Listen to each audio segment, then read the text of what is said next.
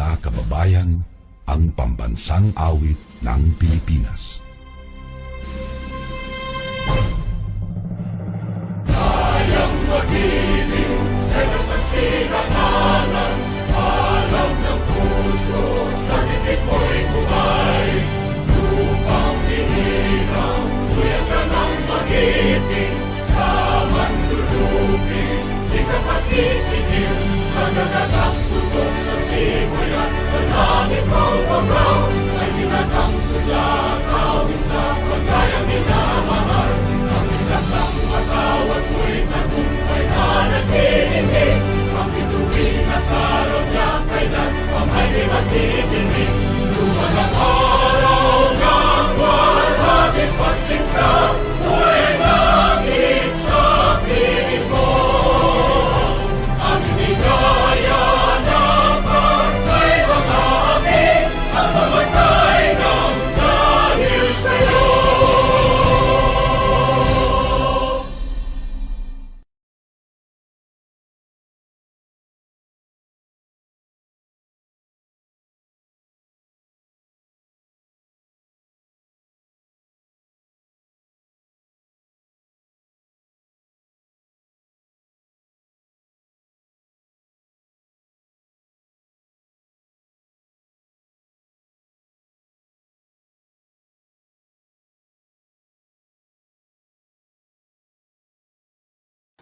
Kami anak ng Santo Tapato, naglayang isang dugo ng Pilipino. Iba't ibang tribong pinanggalingan, di hadlang sa pagtaguyod ng matibay na mamamayan. Mula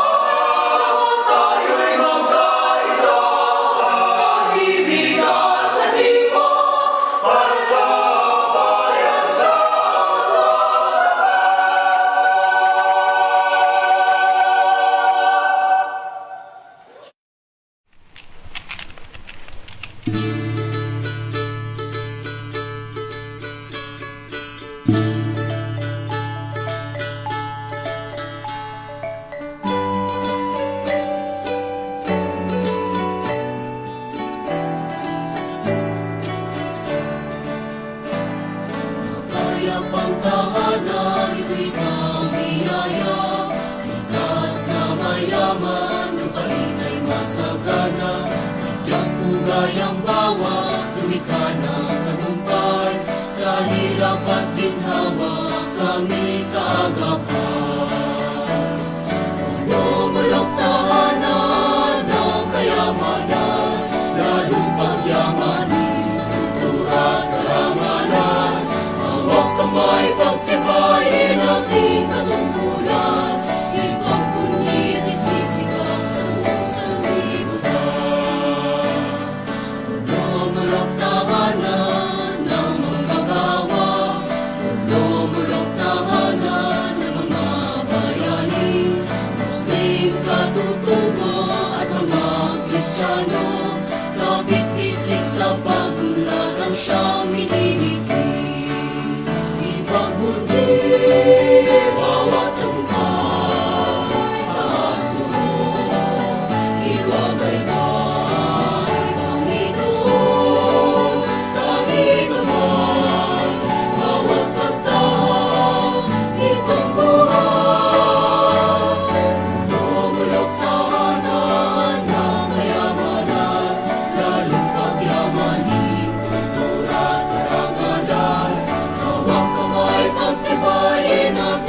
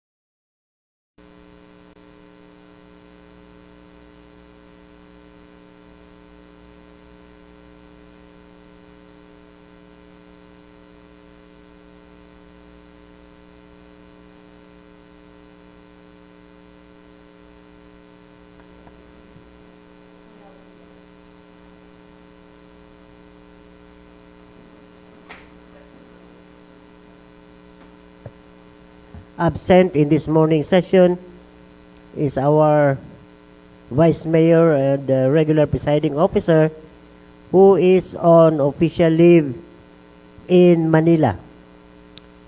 And in view of her absence, our Vice Mayor issued a memorandum order number 20-006 series of 2025 dated July 17, 2025 to Honorable Edward Elumayag, Sangguniang Bayan member, OIC Vice Mayor. You are hereby designated as officer in charge of the Vice Mayor's office effective July 21 to 2025 or until the municipal Vice Mayor shall have resumed office. As the OIC Vice Mayor, you are hereby authorized to perform the functions attached to the office as well as attending meetings and conferences on my behalf for your information and guidance. Signed, Honorable Florence Bansuelo Carlos, Municipal Vice Mayor. So, Councilor Lumayag is currently the OIC Vice Mayor. Thank you, Sec. We are in quorum, but before we proceed, may I have nomination for temporary presiding? Yes, Dr. Salada, Honorable Salada. Thank you, Mr. Presiding Officer. I move that Councilor Lumayag be our temporary presiding officer in this morning session. Second motion. Thank you.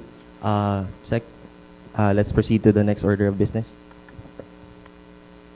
For the reading and consideration of our previous minutes, due to some unavoidable circumstances, Mr. Presiding, we have not yet completed the minutes, and we will catching up with time so that we can present the same by next regular session together with this morning's session, minutes of this morning's session. And for the privilege hour and the question hour, we have no privilege speech calendar, and we don't also have visitors this morning. So we'll proceed to the first reading and referral of proposed measures or communications. And number one, we have a communication dated July 10, 2025. The honorable members of the 20th Sangguniang Bayan, through Honorable Florence S. Bansuelo Carlos, Municipal Vice Mayor, the presiding officer. Dear ladies and gentlemen, greetings. Respectfully requesting the august members of the 20th Sangguniang Bayan for the passage of an ordinance imposing a fee for the issuance of certificate of detention by the Bureau of Jail Management and Penology, or BJMP, administered jail within the municipality of Polomolok and providing guidelines therefore. Please see attached pertinent documents. Signed, Honorable Bernie de Palencia, Municipal Mayor. We will refer this to the Committee on Rules. Sec. Yes. So, okay, noted, Mr. Presiding. And number two is also a communication. Sorry, Sec. Okay. Can you add Ways and Means? The lead committee will be the Committee on Rules for item number 1. Thank you. Okay, so this will be referred to the Committee on Rules and the Committee on Ways and Means, with the Committee on Rules as the lead committee. Okay, number two is also a communication from the Office of the Municipal Mayor dated July 14, 2025, addressed to this august body through the Honorable Vice Mayor and Presiding Officer. Dear ladies and gentlemen, greetings. Respectfully requesting the 20th Sangguniang Bayan for the passage of a resolution adopting the Health Promotion Framework Strategy 2030 in the municipal-wide health system of the Municipality of Polomolok, Province of South Cotabato. Please see attached draft of the proposed resolution. Thank you and warm regards. Signed by our Municipal Mayor. Thank you, Sec. We will refer this to the Committee on Health, Nutrition, and Sanitation. So this is referred to the Committee on Health and Sanitation. Okay, noted, Mr. Presiding. And number 3 is a communication also coming from the Office of the Municipal Mayor dated July 17, 2025, addressed to this august body through the Honorable Vice Mayor, gentlemen and ladies, respectfully endorsing to the honorable members of the 20th Sangguniang Bayan the pertinent documents of Mr. Joven Ryan G. Malida for your confirmation of his reappointment as the Municipal Government Department Head 1 or the Municipal Administrator of this municipality. Please see attached document to wit, letter of appointment from the Civil Service, form number 33-B, certificate of assumption to duty, availability of funds, oath of office, DBM, position description form, PDS with work experience sheet, and eligibility. And this is signed by our municipal mayor. And corollary thereto, there's also a request from our municipal mayor for the confirmation of the reappointment of our municipal legal officer or municipal government department head 1, Attorney Limerigen A. Hovero, with the same attachment, and it was also signed by our municipal mayor. Yes, Honorable Salada. Thank you, Mr. Presiding Officer. Can we take this as urgent matter? Sec. Thank you. Items number 3 and 4 will be taken as urgent in today's session. Okay, noted, Mr. Presiding.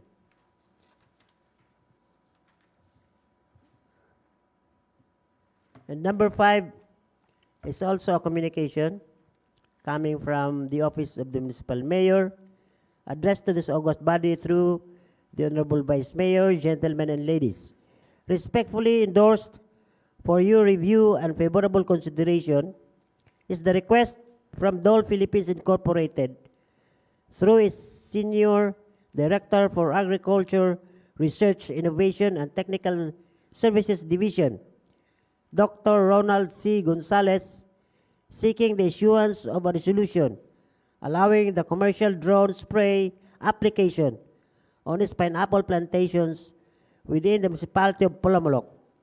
Dole Philippines Incorporated aims to adopt drone spraying technology as part of its precision agriculture initiative, which has shown promising results in improving yield and crop quality based on research trials conducted by the research division. The spraying operation will be executed by the trained spraying team of Dole Fields Agriculture Division. In support of this request, please find attached a copy of the letter for your review, consideration, and approval. In public service, signed Honorable Bernie de Palencia, our Municipal Mayor. We will refer this to the Committee on Agriculture and Committee on Health. The lead committee will be the Committee on Agriculture. Thank you, Sec. Okay, noted, Mr. Presiding. And number 6 is a resolution authored by Councilor Bilibert Baitos, incorporating the Barangay Affairs Unit and the Auxiliary Police under the coordinative and policy oversight function of the Committee on Peace and Order of the Sangguniang Bayan of Polomolok. Thank you, Sec. We will refer this to the Committee on Public Order, Peace, and Public Safety. And Rules. The lead committee will be... Can we, Yes, Honorable Salada. thank you. Can we take this as urgent matter? Urgent? Okay, we will take this as one of the urgent matters, Sec. Okay, noted, Item Mr. number 6. Presiding.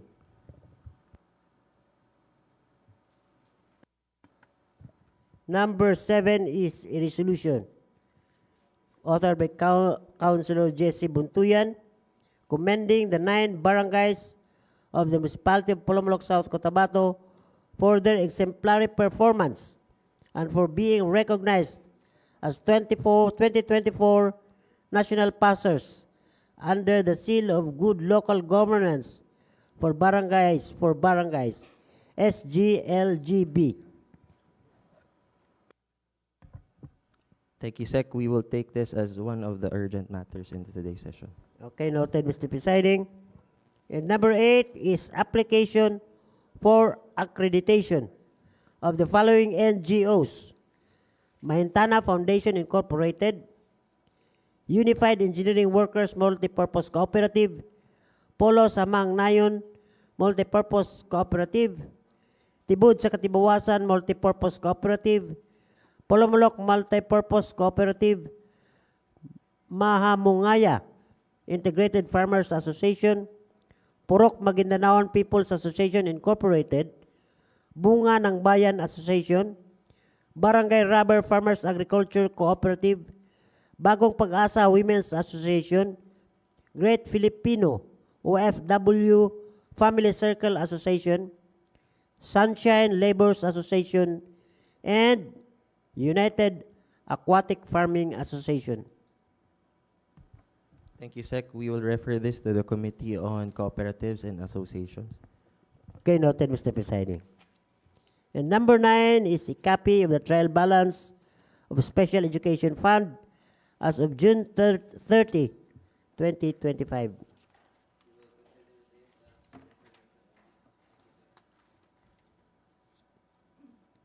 Referred.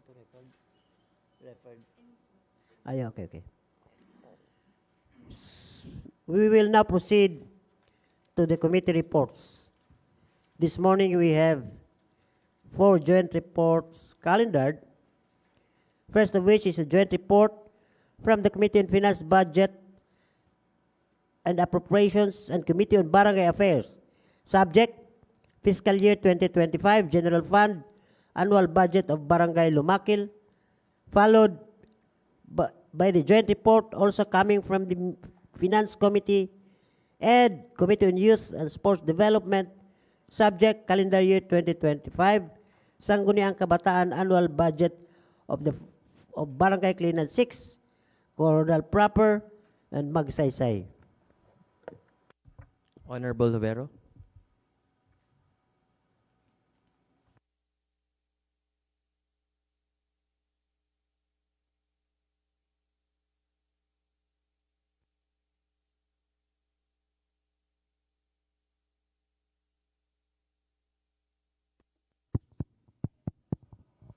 Okay, so thank you, Mr. Presiding. So this is the first committee report from the Committee on Finance, Budget and Appropriation, and Committee on Barangay Affairs. The subject of which is the fiscal year 2025 General Fund Annual Budget of Barangay Lumakil, Polomolok South, Cotabato. Facts and findings. The above measure was referred to the hearing committee for review and proper action on July 15, 2025. The Joint Committee held a meeting on July 17, 2025 at 9:32 in the morning at the SB Session Hall, SB Building, this municipality, for the consideration of the above-mentioned measure and was attended by the Joint Committee members and barangay officials of Barangay Lumakil, this municipality.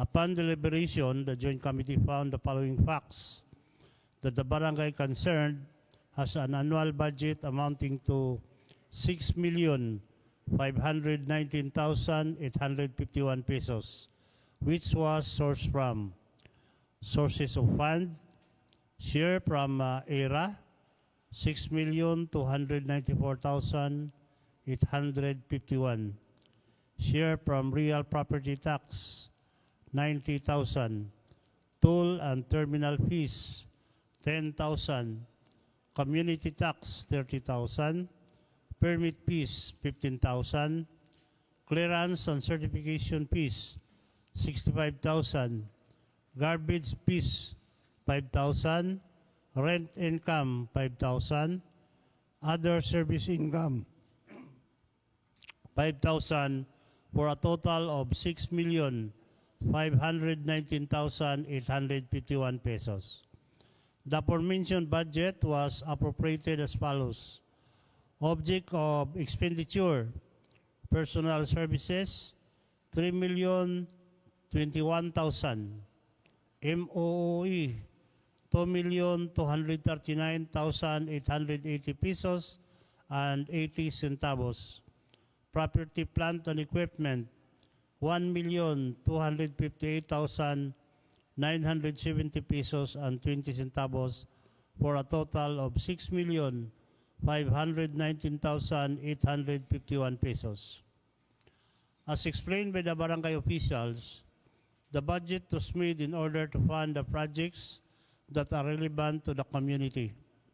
The annual investment program budget is the same to the proposed barangay annual budget amounting to 6,519,851 pesos.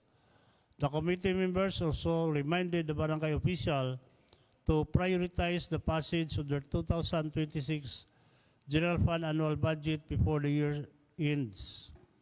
The punong barangay and the barangay officials were advised to submit the corrected copy of their annual budget on or before July 21, 2025, which they complied. Despite the observation, the Joint Committee found that the proposed budget is improper, hence the same was moved for its approval.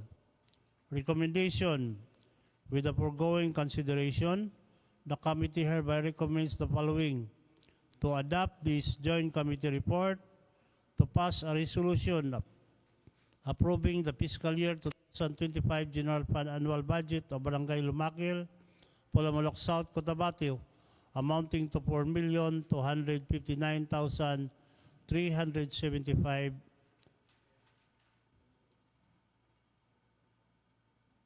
Oops. Sorry, the figure is 6,519,851 pesos. To send a copy of the resolution approving the fiscal year 2025 General Fund annual budget of Barangay Lumakil to the Commission on Audit, Municipal Accounting, and the concerned barangay, and to take this as urgent into decision. Prepared by yours truly as Chairperson of the Committee on Finance, Budget and Appropriation, concurred by Honorable GCG Buntuyan, Chairperson, Committee on Barangay Affairs, concurred by Honorable Jerome Anti, concurred by Honorable Billy Bert Baitus Jr., and Honorable Orbisido, as well as Honorable Dave Amor. So I move for the adoption of the committee report, Mr. Presiding. Thank you, Honorable Javero. There's a joint committee report coming from Committee on Finance and Barangay Affairs, and the said report is now adopted. And we will take this as one of the urgent matters in this today's session check. Okay, noted, Mr. Presiding. Honorable Costas.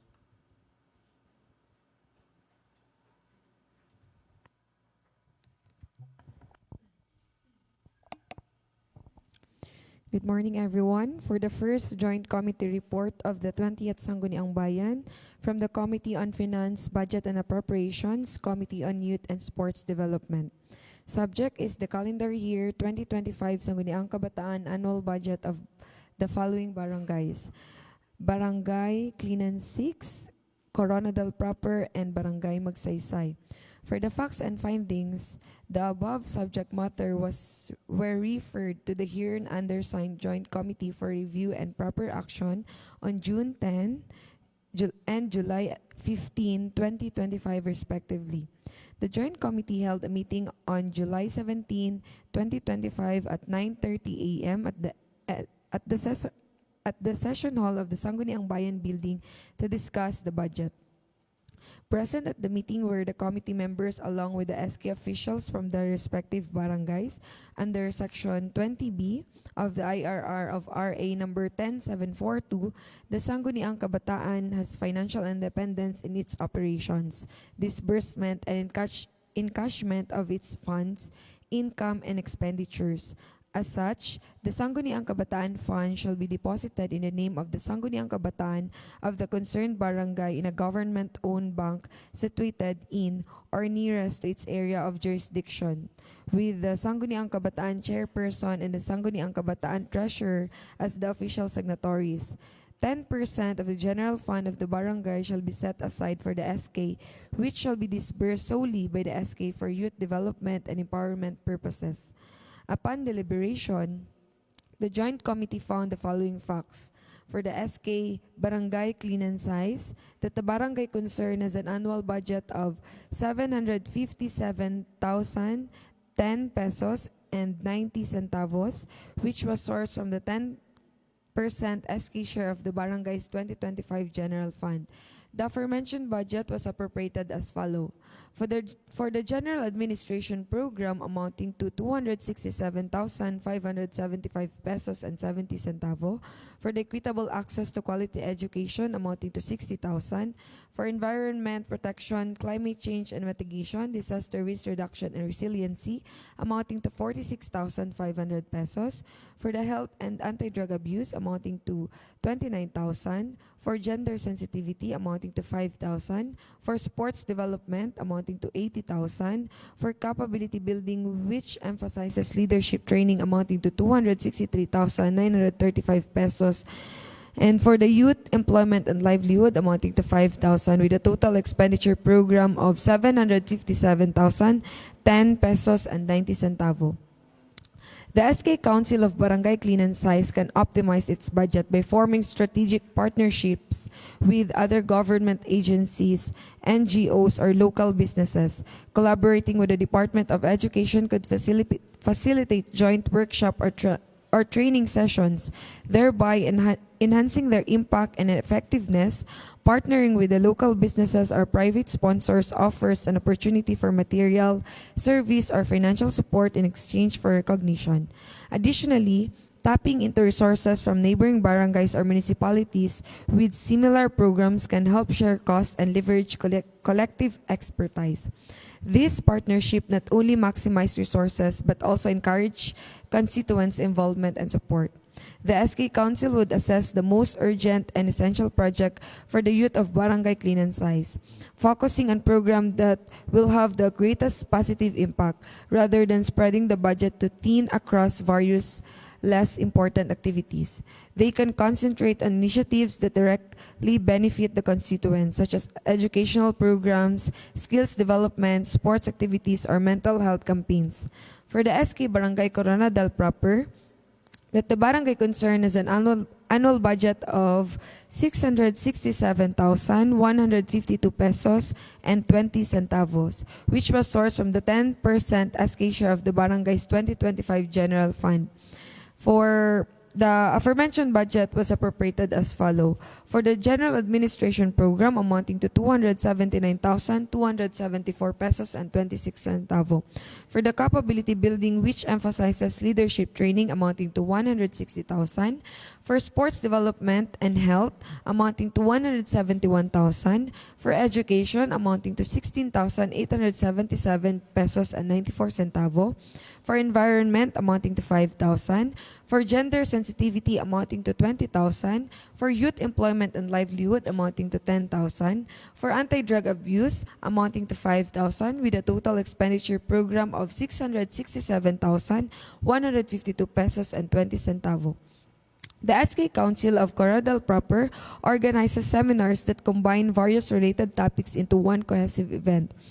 This approach integrates discussion on issues such as leadership, mental health, and community engagement, enabling participants to see how these areas are interconnected and collaborate on solutions.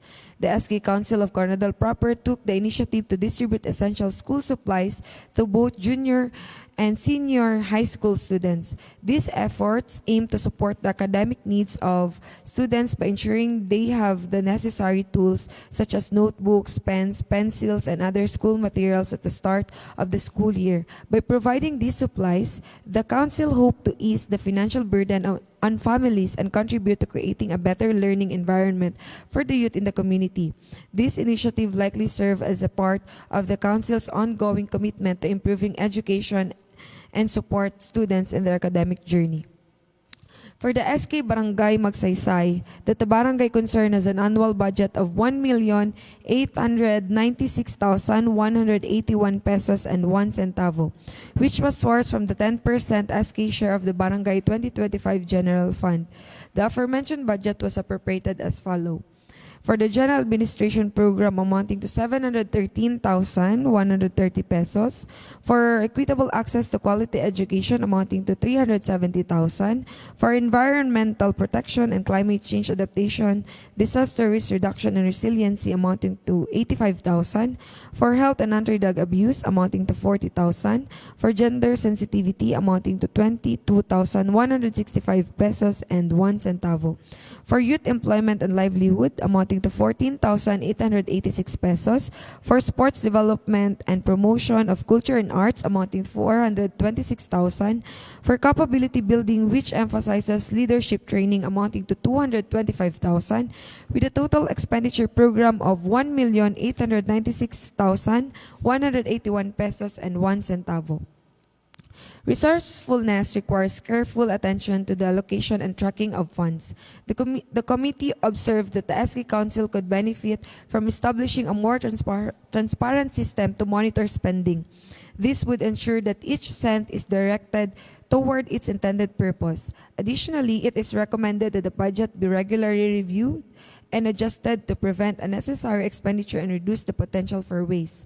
The SK Council of Magsaysay should prioritize a mental health awareness program under their Care for Youth initiative.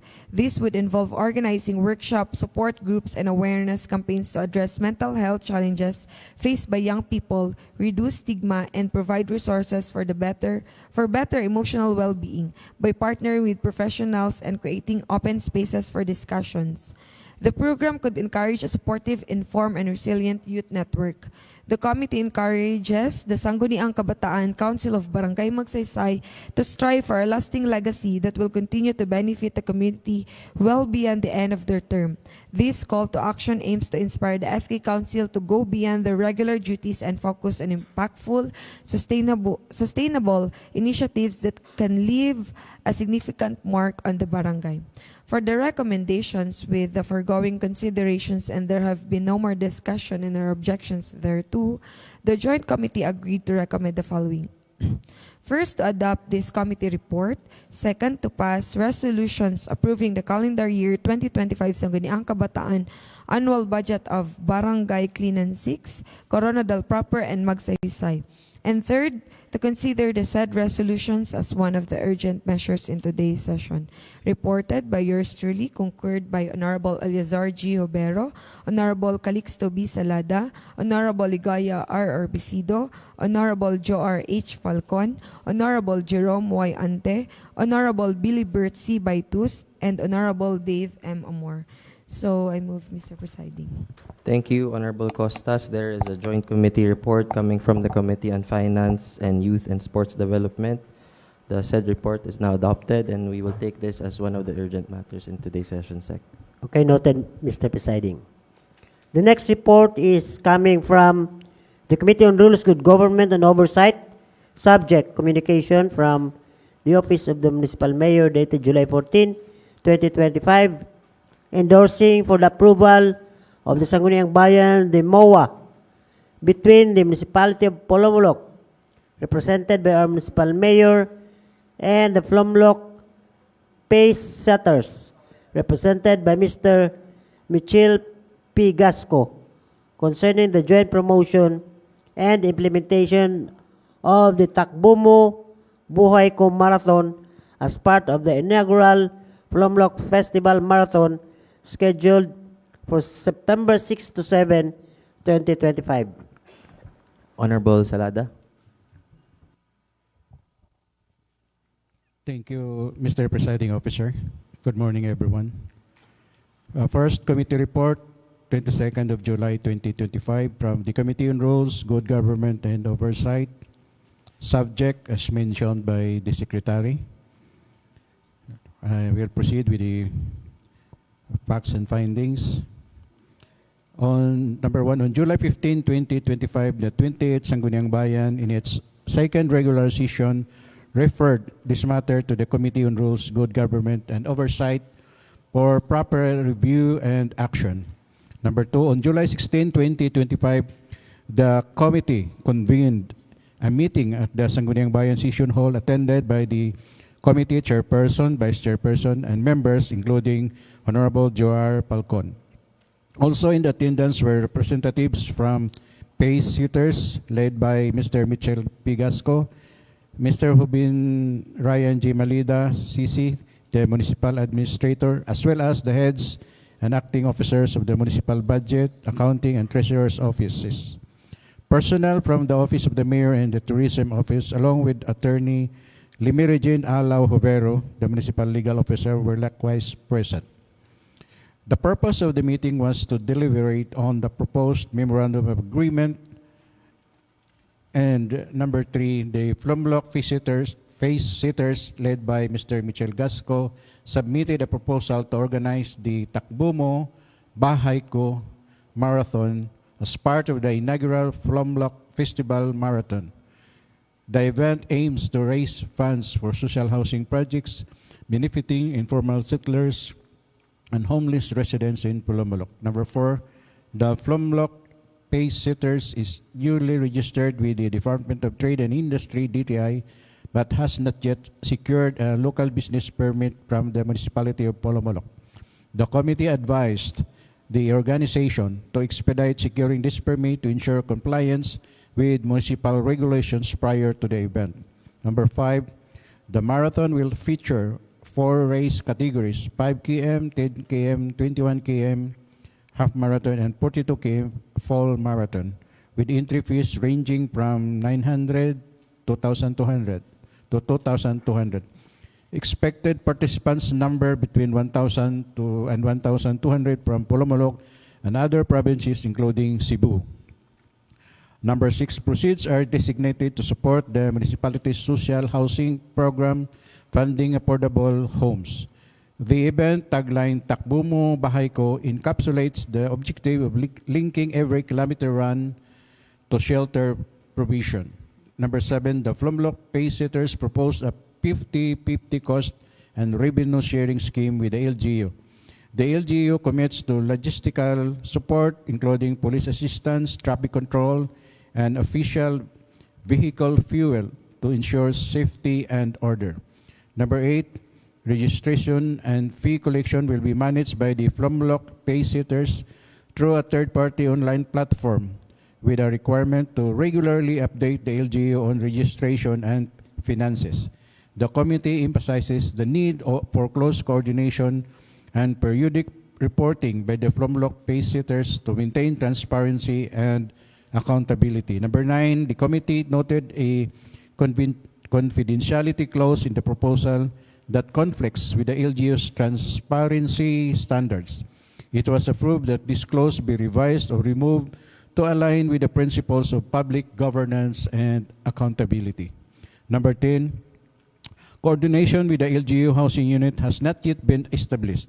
The committee underscores the importance of this coordination to ensure funds raised are properly allocated and utilized in accordance with established social housing programs. Accordingly, the drafting of a tripartite MOA involving the Flumlock Pace Sitters, LGU, and housing unit is highly suggested to clearly define rules, responsibilities, financial arrangements, and beneficiary selection procedures. Number 11, the marathon routes cover multiple barangays with designated U-turn points for each race category.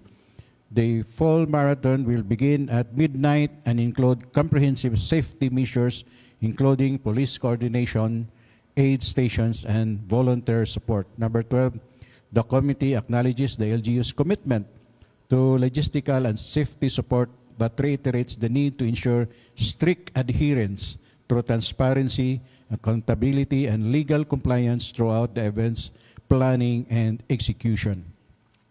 Number 13, the committee further noted that while the request specifically seeks approval of the memorandum of agreement, such approval inherently carries with it the authority of the municipal mayor to enter into and sign the agreement. This reflects standard legislative practice where approval of an agreement by the Sangguniang Bayan implies authorization for its execution by the local chief executive. Number 14, the following documents were joint committees references and guidance. Copy of the communication from the Honorable Mayor and draft of memorandum. Number 15, recognizing the significant social impact of the Takbo Mo Bahay Ko Marathon in advancing local housing initiatives and having reviewed the proposed memorandum of agreement, which is found to be substantially complete and appropriate, save for minor refinements, the committee finds merit in the proposal and supports the approval of the resolution authorizing Mayor Bernie Di Palencia to formalize the partnership with the Promolog visitors. Recommendation to adopt this committee report, to pass a resolution granting authority to Mayor Bernie Di Palencia to enter into and sign the memorandum agreement with Promolog visitors for the conduct of the Takbo Mo Bahay Ko First Promolog Festival Marathon on September 6 to 7, 2025. However, Mr. Presiding Officer, the final draft of the MOA has not yet been submitted to this committee. And number 3, to consider this matter as one of the urgent measures on today's session. So, this is reported by yours truly, Honorable Calixto Bisalada, Honorable Ligaya Orbisido, concurred by Bilibert Baitos Jr., and Honorable Jerome Anti. So I move, Mr. Presiding Officer. Thank you, Honorable Salada. There's a committee report coming from the Committee on Rules, Good Government, and Oversight. And the said report is now adopted, and we will take this as one of the urgent matters in today's session, Sec. Thank you. Okay, noted, Mr. Presiding. Honorable Salada. Thank you, Mr. Presiding Officer. Second committee report, 22nd of July 2025, from the Committee on Rules, Good Government, and Oversight. Subject, communication from the Municipal Mayor, Honorable Bernie Di Palencia, dated July 14, 2025, addressed to the honorable members of the Sangguniang Bayan through Honorable Vice Mayor Florence Bansuelo Carlos. Requesting the honorable members of the 28th Sangguniang Bayan for the urgent endorsement and approval of the memorandum of agreement between the local government unit of Pulumulok, represented by Honorable Mayor Bernie Di Palencia, and Mahintana Foundation Incorporated, represented by Executive Director Ms. Lisa D. Lupis, designating Mahintana Foundation Incorporated as the official partner and conduit for managing sponsorship funds in support of the 22nd Pulumulok Festival and 68th founding anniversary of the municipality of Pulumulok. Facts and findings, number 1, on July 15, on July 16, the committee convened a meeting at the Sangguniang Bayan Session Hall, attended by the committee chairperson, vice chairperson, and members, including Honorable Joar Falcon. Also in attendance were Mr. Rubin Ryan Balida, as well as other heads of offices, and including Attorney Lemeridin Alao Rivero. The purpose of the meeting was to deliberate on the proposed memorandum of agreement. Number 2, upon review of the said request, the committee found several critical issues. 3, foremost, it was established that Mahintana Foundation Incorporated articles of incorporation do not explicitly grant the authority to manage funds related to festival events, while the articles of incorporation allows the foundation to support public welfare programs. Its mandate does not clearly cover activities such as festival fund management, creating a legal and procedural limitation of the proposed partnership. Number 4, following this discovery, the municipal administrator, in consultation with the municipal mayor, decided not to proceed with the proposed MOA, although the matter was still presented to the Committee for Transparency and possible future reference. The LGU has officially withdrawn its intent to formalize the partnership with Mahintana Foundation Incorporated for this year's celebration. Number 5, the committee further observed that while the local government unit allocates an annual budget for the festival, the funds are often insufficient to cover the wide range of proposed activities. As a result, there is a recurring need to seek supplemental budgets or external sponsorships. However, due to the constraints of government procurement processes, especially concerning urgent or real-time expenditures, the mayor has reportedly shouldered certain costs out of pocket in past celebrations. This raises operational and accountability concerns. Number 6, additionally, issues regarding the proper handling of sponsorship funds, particularly from revenue-generating areas such as the party zone, were noted. In previous years, there were reports that some elections were not fully remitted through the Municipal Treasurer's Office, bypassing the official trust fund mechanism. The committee reaffirmed that all sponsorship revenues must be deposited to the LGU's trust fund to ensure transparency, audit compliance, and lawful disbursement. Number 7, the following documents were the Joint Committee's references and guidance. Copy of communication from the Municipal Mayor, Bernie D. Palencia, dated July 14, 2025, regarding the MOA and the draft Memorandum of Agreement. Recommendations: number 1, to adopt this committee report. Number 2, to terminate the proposed partnership with Maintana Foundation Incorporated for the 2025 celebration, as its articles of incorporation do not provide clear authority to manage festival-related funds, and the LGU has already withdrawn from the execution of Memorandum of Agreement. And number 3, to reinforce the requirement that all sponsorship revenues, especially those from high-income areas like the party zone, be processed through the Municipal Treasurer's Office and deposited in the LGU's official trust fund to ensure transparency and compliance with audit regulations. Number 4, to identify alternative legally sound approaches for managing sponsorship funds, such as collaborating with authorized entities, creating a dedicated LGU managed account, or enacting local legislation to formalize financial procedures for public funds. Number 5, to prevent the use of personal funds by public officials for festival expenses by establishing a responsive and lawful contingency funding mechanism that can address urgent financial needs during celebrations. And number 6, to develop a strategic framework for long-term festival planning, including financial assessments, partnership opportunities, and improve procurement and sponsorship protocols to enhance sustainability and accountability. Number 7, to establish a local government-affiliated foundation or cooperative specifically structured to handle sponsorships and real-time financial needs for future festivals and public activities. Number 8, to direct the Secretariat to transmit copy of this committee report to the Office of the Local Chief Executive for appropriate guidance and referral, ensuring that the findings and recommendations are duly noted and considered in future administrative actions. Reported by yours truly, Honorable Salada, concurred by Honorable Ligario Besido, Honorable Bilibert Baitus, and so I move, Mr. Presiding. Thank you, Honorable Salada. There's a committee report coming from the Committee on Rules, Good Government, and Oversight. The said report is now adopted. And for the calendar of business, unfinished business, we have none. Business for the day. For second reading, our urgent matters, we have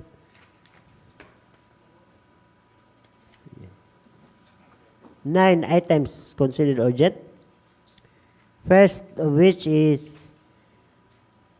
the request of our municipal mayor for the confirmation of the reappointment of the Municipal Government Department Head 1, Municipal Administrator, yan, Mr. Joben Ryan G. Malida, as well as the confirmation of the reappointment of our municipal legal officer, the Municipal Government Department Head 1, Attorney Lemerin A. Jovero. Thank you, Sec. To my dear colleagues, any comments or reactions to the reappointment of our municipal administrator and municipal legal officer?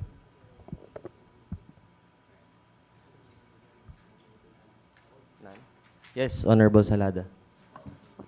Thank you, Mr. Presiding Officer. Hearing no comments or reactions, I move now, since this is just a reappointment for confirmation, I move now for the confirmation of the reappointment of Mr. Hubin Ryan G. Malida as the Municipal Government Department 21 Municipal Administrator of this municipality. Seconded by all members of the Sangguniang Bayan. Said motion is now approved. On unanimous sponsorship, Sec. Thank you. Okay. Both of their appointment, Mr. Presiding, are reappointment. I mean, both of the reappointment documents are signed July 1. I don't. First and, sorry, Doc Salada, that was for the 2 reappointments already, your motion? Oh, the first. Next motion, Honorable Salada. Honorable Orbisido for the second motion. Okay, for the approval of a resolution confirming the reappointment of Honorable Jovero. Attorney Jimirin Jovero. Sorry. Attorney Jovero, I stand corrected. Seconded by all members present on unanimous sponsorship. The said resolution is now approved. And again, we'd like to emphasize or underscore the date of reappointment. They are all dated July 1 for the administrator and the municipal legal officer. Next. And for the next urgent, number 6 item, which is the resolution authored by Councilor Bilibert Baitos, incorporating the Barangay Affairs Unit or BAU and the auxiliary police under the coordinative and policy oversight function of the Committee on Peace and Order of the Sangguniang Bayan of Palomolok. Honorable Baitus.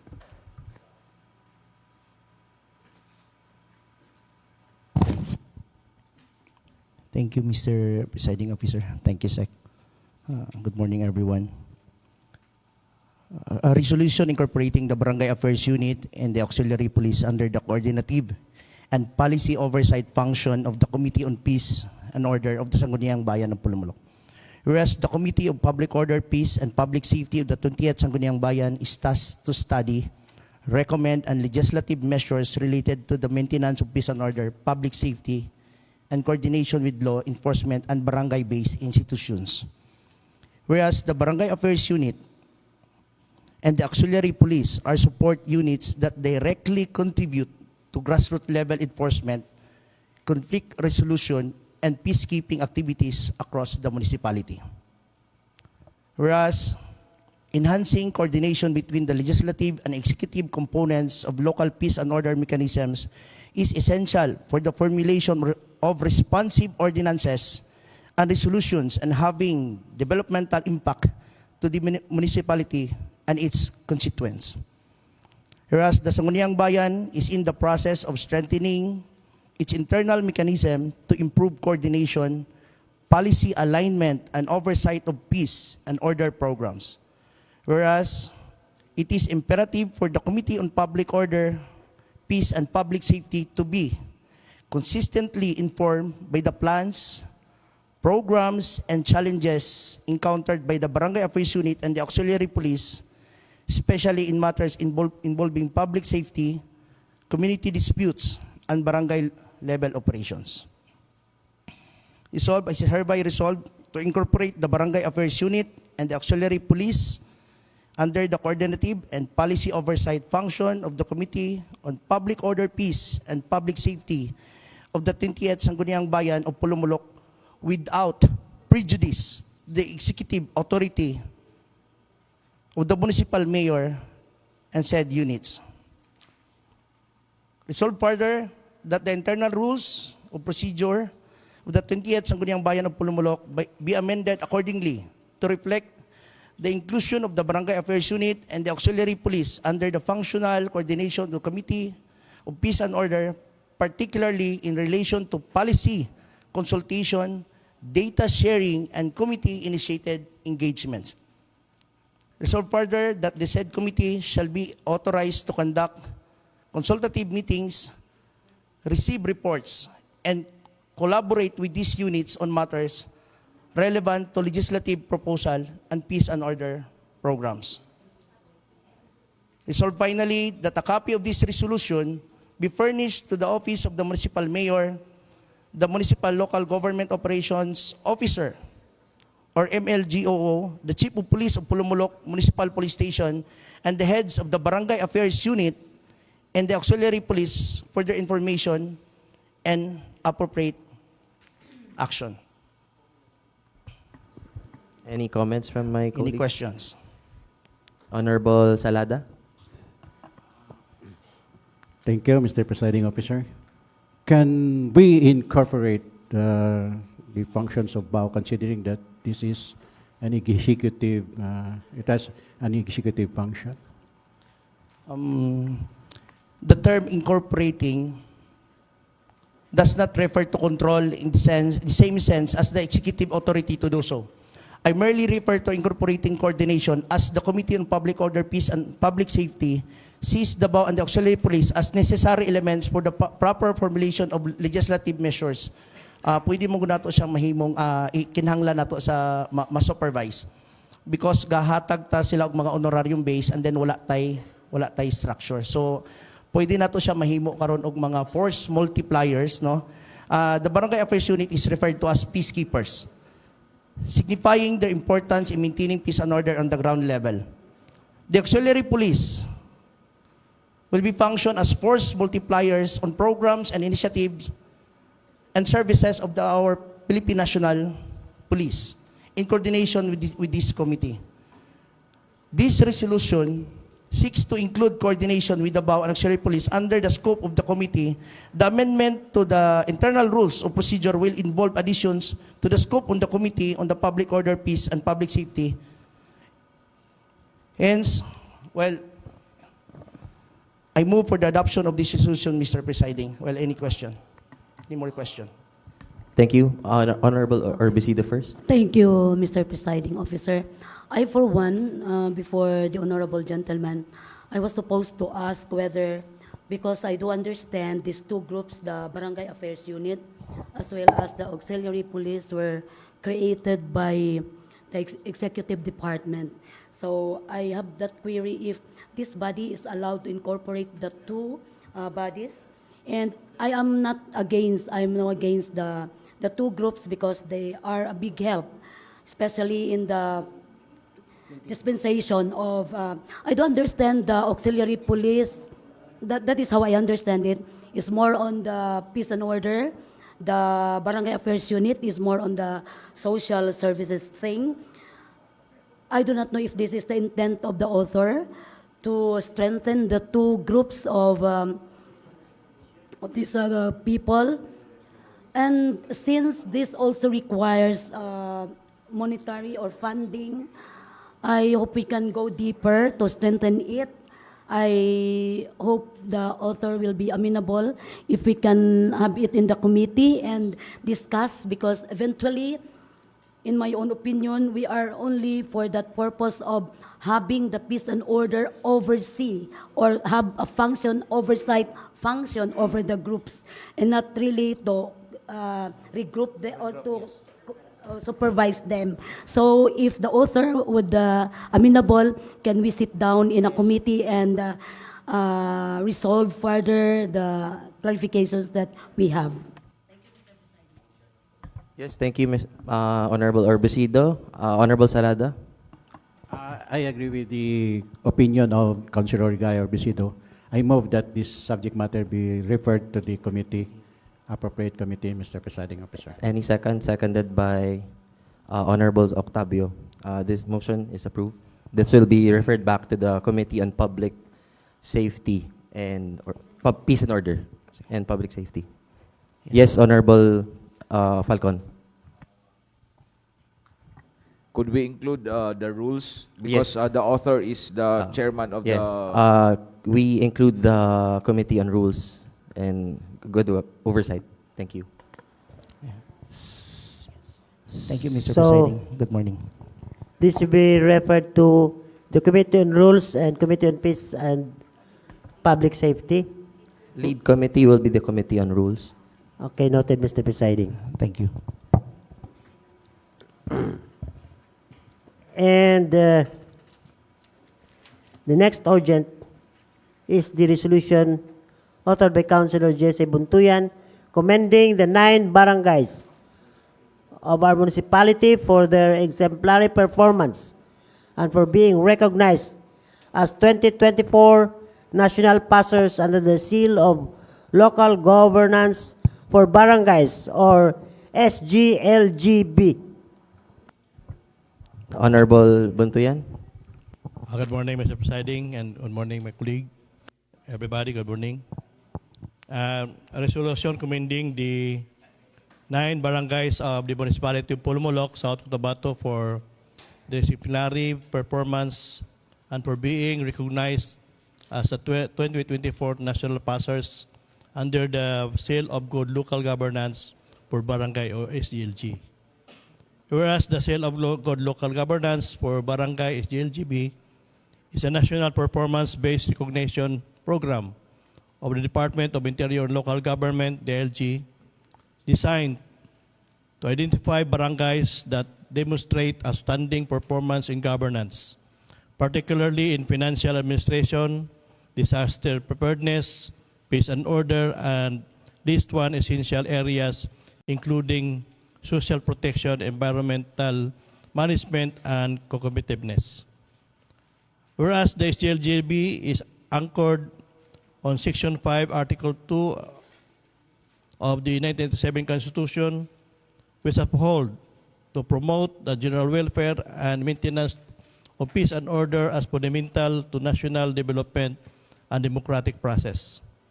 Whereas Executive Order Number 138 reinforces the commitment of full devolution and strengthen local autonomy and institutional performance among local government unit. Whereas for the 2024 assessment cycle, of the total of 3,283 barangays nationwide were declared as SLGB national passers, representing approximately 8% of the country's 41,610 barangays. Whereas the 36 barangays from the province of South Cotabato earned the 2024 SGLGB distinction, of which the municipality of Pulmolok accounted the most awardee, with the 9 barangays recognized of this disciplinary governance performance. Whereas the following 9 barangays of Pulmolok were officially recognized as 2024 SGLGB passers, national passers, to wit, the Barangay Crucimpalcan, the Barangay Kinilis, the Barangay Cleanansais, the Barangay Palcan, Barangay Poblacion, Barangay Raber, Barangay Perclinan, Barangay Lapu, and Barangay Canary Site. Whereas the barangay exemplify the municipality commitment to the grassroots leadership, committee development, and responsive, transparent, and accountable governance. Now therefore, be it resolved by yours truly, the President of the Association of the Barangay Captains, Municipal Federation of Pulmolok, to formally commend and congratulate the above-mentioned barangays for their recognized as the 2024 National Passers under the Seal of Good Local Governance for Barangays, and for the setting the benchmark of excellence of the province. Resolved further, that the copies of resolution be furnished of respective punong barangays and the ALG South Cotabato Provincial Office and the list ng mga barangay National Secretariat for their information and record. I so move, Mr. Chair. Seconded by Honorable Salada, Octavio, and Orbisido, and Honorable Dave Amor. Said resolution is now approved. Honorable Butuyan, And unanimous sponsorship. unanimous sponsorship. Thank you, Sec. Okay, noted, Mr. Presiding. And the next urgent is the joint report of the Committee on Finance, Budget and Appropriations and Committee on Barangay Affairs covering fiscal year 2025 General Fund Annual Budget of Barangay Lumakil, and this will be followed by the joint report also from the Committee on Finance, Budget and Appropriations and Committee on Youth and Sports Development covering calendar year 2025 SK Annual Budget of Barangay Esquilian 6, Coronadal Proper, and Magsaysay. Honorable Jovero. Thank you again, Mr. Presiding. So I move now to pass a resolution declaring operational fiscal year 2025 General Fund Annual Budget of Barangay Lumakil, Pulamulok South, Cotabato, amounting to 6,519,851 pesos, as embodied in its appropriation ordinance number 2, dated October 21, 2024, authored by yours truly, co-authored by Honorable GCG Buntoyan, and co-sponsor by all joint committee members. Seconded by all members of Sangguniang Bayan. Said resolution is now approved. And Sec, kindly take note of the manifestation of Honorable Jovero. Okay, noted, Mr. Presiding. Honorable Costas, sorry. On omnibus motion, I move for the approval of the following resolutions. A resolution approving the calendar year 2025 Sangguniang Kabataan Annual Budget of Barangay Cleanan 6 amounting to 757,010 pesos and 90 centavos.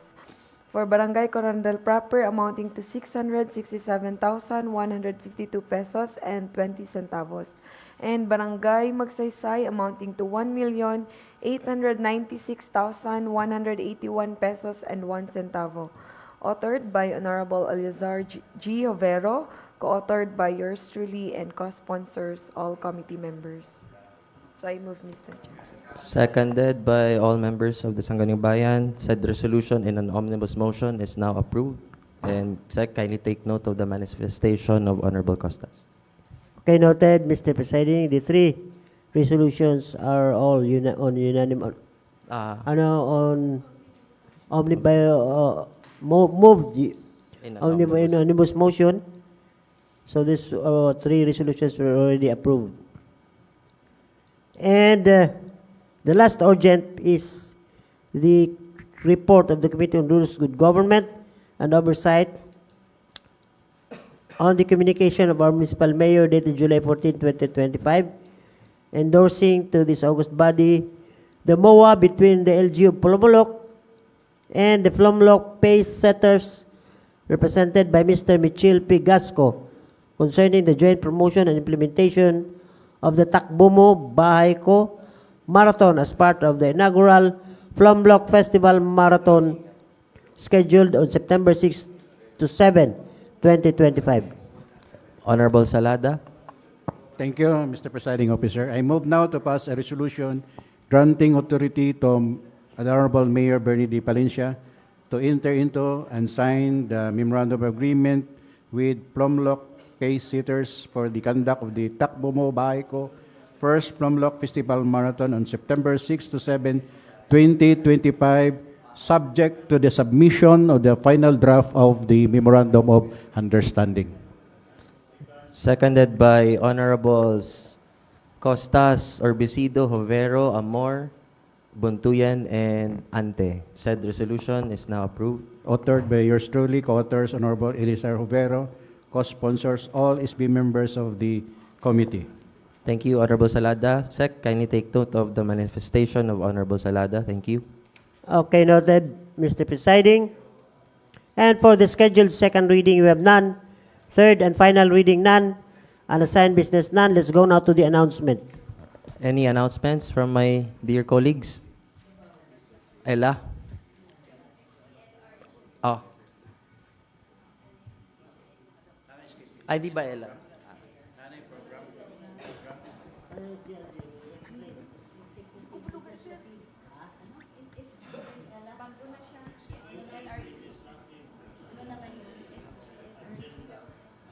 Any more announcements? Since there are no more discussions to be made, I call this session adjourned. Honorable Dave Amor for the closing prayer.